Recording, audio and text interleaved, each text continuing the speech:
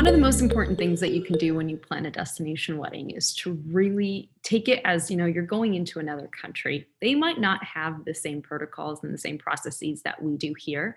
And what you're used to might not be what they're used to. I think, for example, contracts is a great example of that. I know I've done destination weddings and events where contracts are not what they are here. Over here, we have a contract for everything.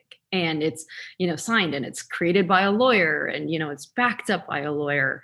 Over there, there's sometimes you go to India and you try to do a destination wedding in India and you ask someone for a contract and they'll just say, oh, we don't have this, or it's something that they created on, Microsoft Word. So you just really want to understand where you're going, understand the traditions and the processes of that country or that particular destination.